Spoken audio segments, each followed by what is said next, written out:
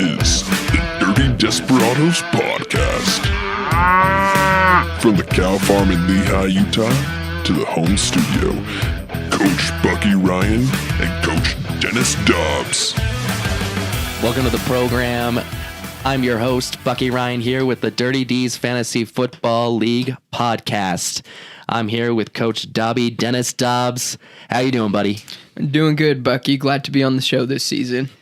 Good to have you. We needed some of that deep inside take to really get down to the nitty-gritty of Dirty D's Fantasy Football. We're going to talk everything from Addison smack talk to is Coach Brett Holmes being undermined by his assistant coach, Tim Holmes. That's a load up. That's all the speculation, but we want to dive down in the nitty-gritty and get down to what really matters. Dennis, from my understanding, the draft took place last night. Is that the case? Correct. Our inside sources told us that the Dirty D's Fantasy League, minus Riley and Brett, those two different coaches, gathered at Braxton Smith and Brandon's apartment to draft their teams last night. My goodness. So it was home field advantage for the dictator, Commissioner Smith. Absolutely.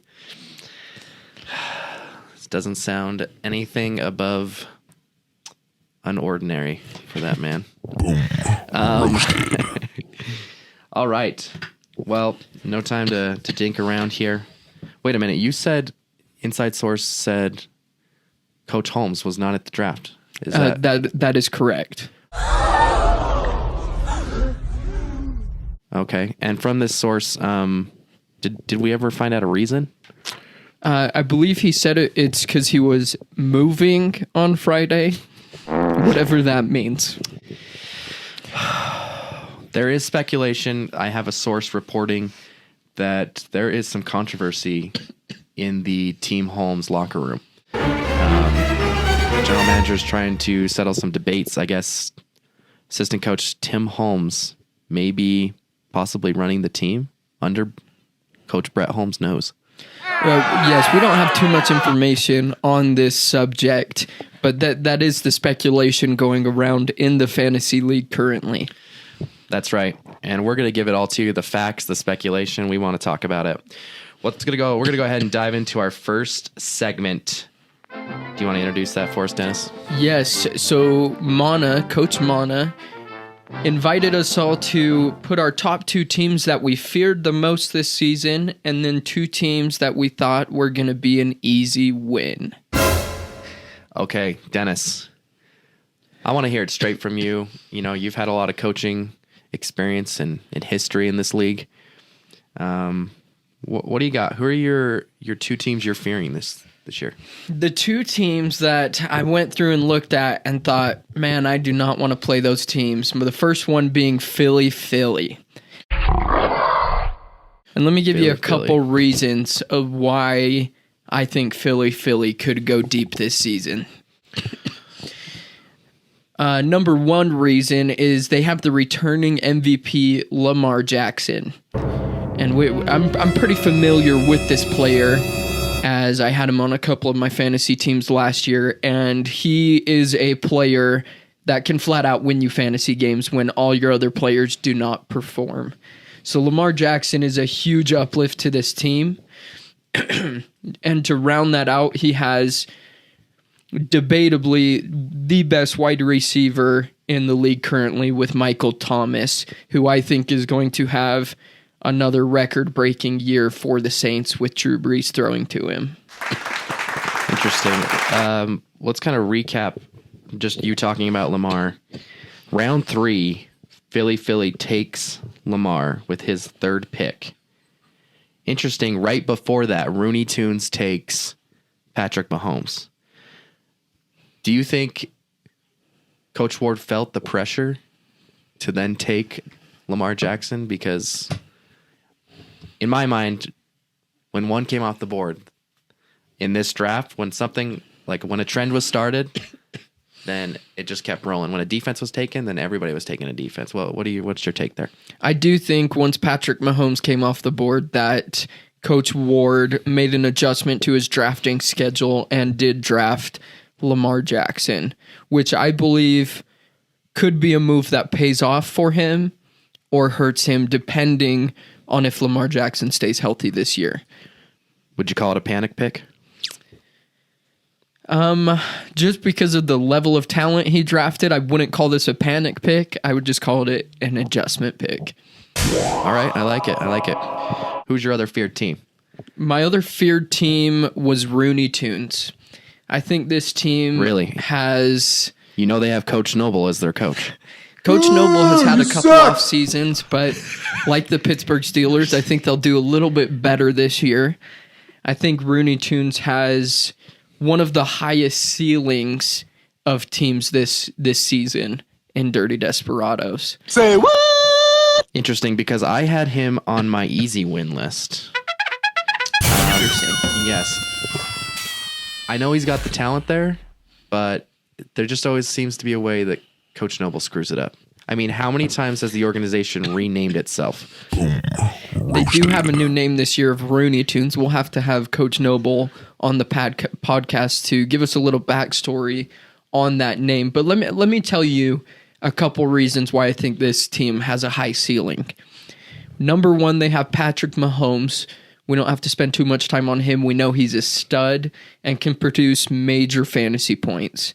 Second, they have the rookie Clyde Edwards-Helaire for Kansas City. With Kansas City's top running back saying he's going to sit the season out, Edwards-Helaire is in for a heavy workload for Kansas City, we think. As a rookie, we don't know exactly until the games start, but with the talent that Edwards-Helaire has, he could be a running back that erupts and can be close to one of the top 3 to 5 fantasy running backs this year. I also like Austin Eckler as a pick. Although he's small in size, last year when he was playing when Melvin Gordon was suspended, he was one of the top 3 running backs in the league. Okay, but here's where I think you're missing the point, Dennis. Coach Noble is managing this team. The players, the talent's great. I'm not arguing that. But Coach Noble is managing this team. He overthinks it. And at the end of the day, he could just screw it up again. He's never had a season over 500. You are. It'll be interesting to see how this season turns out, but I'm on the love list for Rooney Tunes. I think they're going to end the year with a positive schedule, make themselves into the playoffs, and make a deep run. Interesting. Okay. We'll keep it moving there. I could have a lot more to say on that, but I won't. All right. Who you calling your easy wins this year? I want to preface something. I think that this league this year, there's no clear-cut favorite or no clear-cut team that I think is going to tank. That being said, with the 2 teams that I do not love this year, the first one being Garrett Harris. Whoa, G-Money. The returning champ. The returning champ. What issues do you see with Garrett's fantasy? There's a couple issues that I see and don't necessarily like. I think that Raheem Mostert is a phenomenal player and on a team that loves to rush the ball, but I don't love him as a running back too. Okay, all right. You think Coleman's going to get more of the carries there? I just think the running back by committee for that team is going to hurt Raheem Mostert's fantasy value. I do love his tight end pick, George Kittle. That's going to be a big addition for him. But I understand what you're saying. You have some inconsistent wide receivers, and Raheem Mostert is not proven. Boom. Roasted. So is G-Money, Coach G-Money, is he a definite easy win? I wouldn't call him a definite easy win because I feel like his players can pop off. You never know when Father Time Drew Brees is going to have a great game. I think they have a good offense in New Orleans this year. But I do think there's more of a chance of a win against Team Garrett's fantasy. I have to say players I'm worried about on this team include OBJ. I think there's a lot of inconsistency there. Thought that was an interesting pick at the time. What do you think? I do think that OBJ is obviously the number one wide receiver on Cleveland, but I do think the addition of Austin Hooper, who we know is a great receiving tight end and did great for Atlanta last year, might take some of the touches away from OBJ. I wouldn't be surprised if I see a little bit of a decline from last season. Say what? So where does that put you with Garrett's fantasy this year? Rankings wise, where's he finishing? If I had to predict, I'd predict Garrett's fantasy just off of this. Obviously, COVID could have a major impact on any team this year. I would put him in the bottom 3 in fantasy teams. That's a hot take right there from Dennis, Coach Dobby. Coach baby. Debbie's hot take. You heard it right here on the Dirty D's Fantasy Podcast. That's a hot take. Put that one down. Remember that one. Bottom 3 for Garrett's fantasy. Okay, interesting. Who is your other easy win? Bucky, I don't think that you're going to like this one too much because I feel like you're close to this team and are a big fan of it, but I do not like Protect This House as well. Okay. Awkward. Is it the curse of Mixon still lingering? Although the curse of Mixon still lingering, I think that transfers to the curse of Ridley. Interesting pick. Okay, what's your take there? I like Calvin Ridley. I think he's great, but I feel like Protect This House kind of jumped up in the draft and drafted him a little too early for what Ridley's potential has. So are you saying that Ridley will be a repeat of the Mixon curse? I do think that Ridley and a mixture of James Conner and DJ Chark, who we know is on a terrible team right now, although being wide receiver 1, I think Jacksonville is really struggling. Not believing in the Minshew magic. No, I do think Minshew is going to have a regression year this year. Interesting. They took a big leap with him getting rid of Foles. I do think he's an investment into the Jacksonville and has potential, but I do think he doesn't have enough weapons around him in the offense to produce major points in fantasy. Let's dive a little more into this curse of Ridley thing.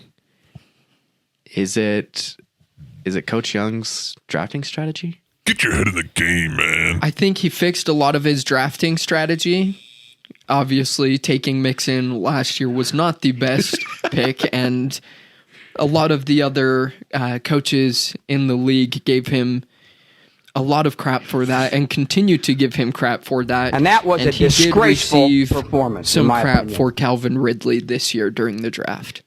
Okay, in that spot where he was at, would you have taken, I believe at the time, inside sources reported, based on the results, OBJ was available and was the top receiver at the time. Would you have taken OBJ over Ridley?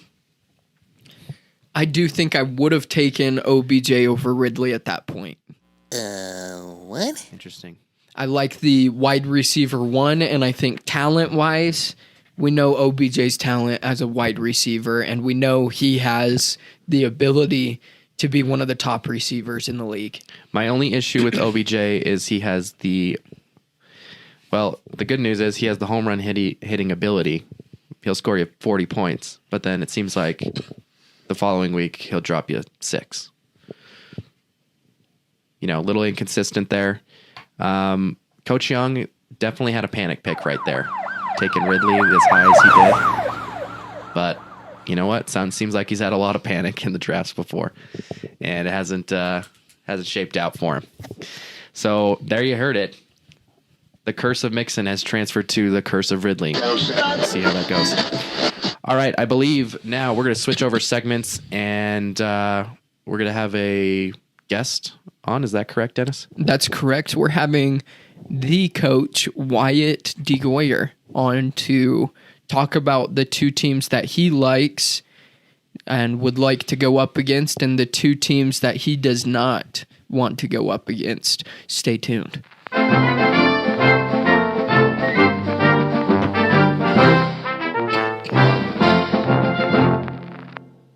Okay, and we're back on the program here with guest coach Wyatt DeGoyer. How you doing, Wyatt?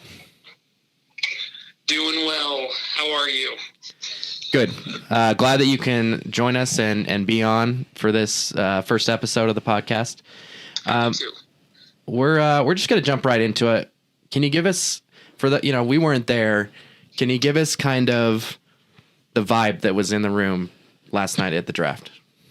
During the draft, I think, there was a lot of jokes being thrown around, but it's more of a mask for what we all really feel, the competitive edge. I think tensions are pretty high this year. I think there's a lot of teams that have had a couple bad years that are planning a comeback. And I think we could see some upsets, if I'm being honest. We had sources report that Coach Brett Holmes was not at the draft last night. Is that true? He was not at the draft, which I think we're all a little bit disappointed. Not surprised, because he didn't show up last year, and I think we'd all would love to see Brett there, but he seems to be holding himself back because of COVID, even though he's already had COVID. So not quite sure what's going on. I don't know. Coach Wyatt, glad to have you on the show. I'm a huge admirer. I think you really disappointed last season, though. I think your team was very good, and you couldn't pull through with it. Not sure there was much of a question there, but let me rephrase for my my cohort here. I'm just being attacked on air. That's pretty much what's happening. Let me just rephrase here. Okay, so it was cutthroat. It was intense last night. What are some of the big moments that you took away from last night? Things that stood out. Well, I'll go ahead and I'll be a man and I'll answer your co-host's remark, I guess you could say. And he's right. Stapler Nation should have won last year. Let's just admit Garrett's team was okay. Garrett's fantasy. But they shouldn't have won. Stapler Nation had all the talent, and we should have taken it, but we didn't. So kudos to Garrett's fantasy for pulling through. Not sure what Bunghole was doing in the championship, but Stapler Nation, we should have taken it. This is really our year. We're ready for this. There's a lot of good feelings in the team right now. We're pretty confident. So jumping into it now, Coach Wyatt, tell us two teams that you are not so excited to go up against, and just maybe one or two reasons why, followed by two teams that you are looking forward to face and think are easy wins. Sure. Right off the bat, I've got to give high praises, and I know that our first co-host, Braxton Young, might disagree on this, but I've got to give praises to Team Rooney Tunes, Riley Noble.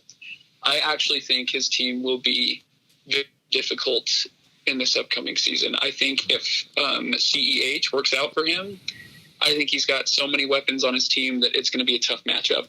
And frankly, I think he deserves it. He's had a rough 2 years, but I hope he gives us somewhat of a challenge this year, because last year was not great. But he's one of my ones that I'm not looking forward to facing. Okay, let me stop you right there, Coach DeGoyer. We were talking about this on an earlier segment about Rooney Tunes, and we were talking about, at least I brought up, I'm not so much worried about the talent. The talent's all there. My problem is with the coaching staff. How Coach Nobles handles his team. He's never had a season over 500. Can you speak to that? I think yes, it would have been the same this year if I didn't see a different draft strategy this year. He went more running back heavy instead of just kind of shooting from the hip of a bunch of different positions. And he's really shooting for a strong starting core.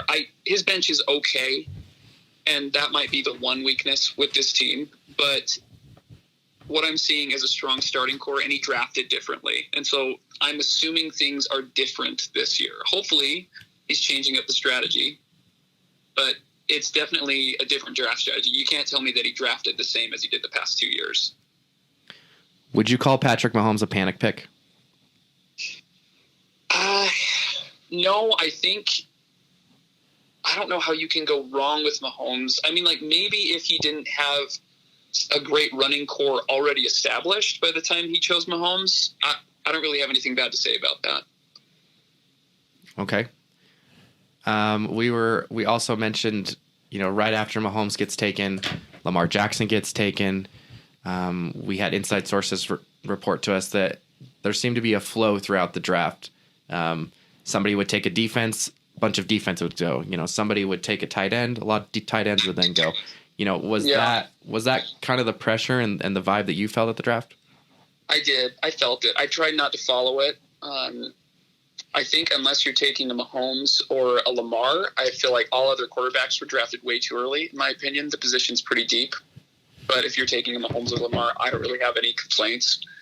But I feel like a lot of that trend-setting phase there was established by Tongan Brown Kid, which was interesting. And I don't feel like his picks were premature, but I feel like everybody else following suit is just becoming a follower at that point. They're breaking their own draft strategy just because they're nervous that Tongan Brown Kid is doing something different. I didn't do that. We were very careful not to, but I think that QBs were drafted too early. I think that defenses were drafted too early, except for Mahomes and Lamar.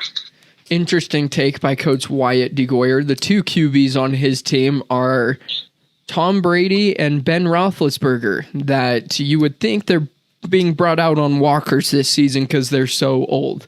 It'll be interesting to see if his strategy of waiting on a older QB, more veteran QB, pays off. Okay, Wyatt, so the next team that you are fearing in the Dirty D's Fantasy League? Tongan Brown Kid. Absolutely. I feel like I said, he was a trendsetter in this draft. He knew what he was doing. A lot of people tried following his suit, but he typically got first pick at those trend type positions that set off the trend in the draft. I think he's got a solid quarterback. He's got a good running back receiving core. The only one that I'm a little nervous about is Adam Thielen. I think, if I remember right, I think he's moving down to is he moving away from the slot position? I can't remember, but whatever position he's going to, I've heard a lot of analysts report that he may not get as many looks, even though Stephon Diggs is leaving. And there's also the risk of the double team on Thielen, because there's really not much else there. He may be overprojected, but everybody else I feel okay with. And I just think he's got a solid, consistent group. I do think that there's a lot of upside to the Tongan Brown Kid team with having Russell Wilson and Derrick Henry leading the way, but I do not. I think it's a risk to have Leonard Fournette on the team. There's been a lot of speculation of trades, and we know he's on the Jaguars, and I am not the biggest fan of the Jaguars offense this season. And then he also has the rookie Jonathan Taylor, who will be competing with reps with Marlon Mack, who's also on Tongan Brown Kid's team, but they might be in a backfield share with that team. Yeah, me comfort for Leonard Fournette is the amount of is the workhorse that he is. I don't think he's going to put up McCaffrey numbers, but I think he'll be consistent. Whether that's in the low teens or high teens, I'm not sure. If it's low teens, that could be a blow for Tongan Brown Kid. But if things change, if Fournette pulls it out, I think it could be an asset. But you're probably right. Probably more of a flex running back than it is for one of his second starting RBs. Okay, moving on to your two easy wins. Who you got down at the bottom?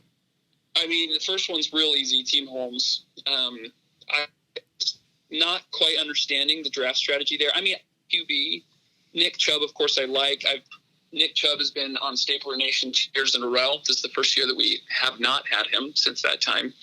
But the Mixon pick, I just don't know how I feel about it. Cooper Kupp, he had a lot of flair the first half of the season, but really tapered out as soon as they started giving more attention to the Rams tight end. I just don't see that continuing.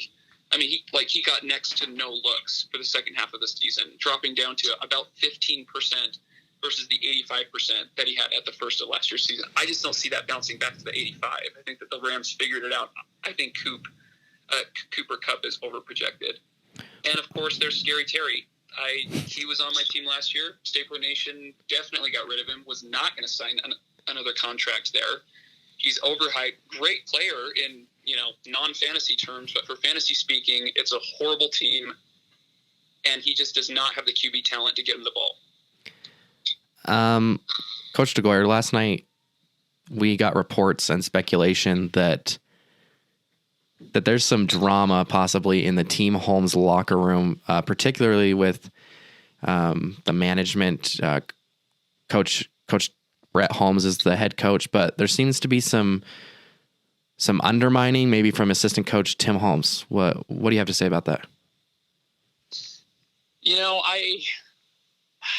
Tim Holmes has a lot of respect. He knows, and I think it wouldn't surprise me if Tim Holmes is taking more control there. I mean, if I were Brett and I had Tim Holmes as my assistant coach, I probably would do the same thing. I'm not going to judge him there. But of course, we would like to see Brett Holmes take more of a lead in his team, being the head coach.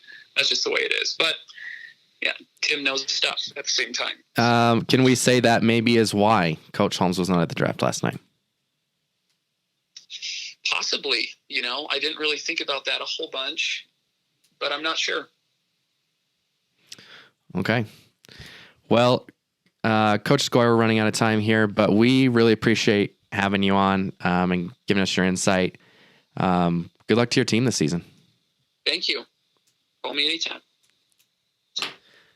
All right. That was Coach Wyatt DeGoyer on with giving us his take on the draft. Dennis, what's your thoughts there on the conversation?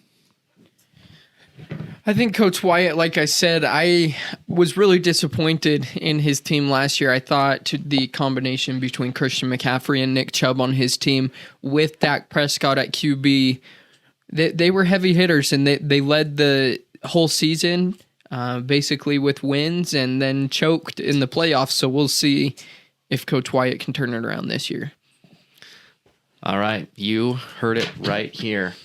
Coach, you know, I know we'll probably have one more podcast before the games start, but give us a matchup you're excited about before we wrap things up here. The matchups that I'm most excited about is probably the two teams that I fear the most, with Rooney Tunes playing Philly. I think these two teams will be a good matchup week one, and it'll be interesting to see who comes out on top on this matchup. That's what she said. All right. Yeah, I like that one. That's a good one. Interesting. Right out of the gate, we got Littlefinger and Addy. You see any fights break out there during that one? It'll be interesting. That game will also be interesting with the smack talk going on. I think Addy has been known around this league to smack talk a lot, and depends on his beloved Broncos to back him up with that. We know that he drafted up to get Cortland Sutton, which was an interesting pick and a lot of controversy around that pick in the draft. So we'll see if Addy's team can back it up this season. I do think that Addy's running backs are very, very solid this season, with Ezekiel Elliott and Chris Carson leading the charge and rolling the dice on Todd Gurley, who might, although he's old and a little bit injury prone now, if he stays healthy, might be a huge lift to Team Addy Wells this season. All right, you heard it right here from the coach, Coach Dobby, Dennis Dobbs. We're running out of time here, so we're going to wrap things up. I am your host, Bucky Ryan, sitting here with my co-host, Dennis Dobbs. Thanks, Bucky. We're hoping for a good season. That's right. All right, we're out.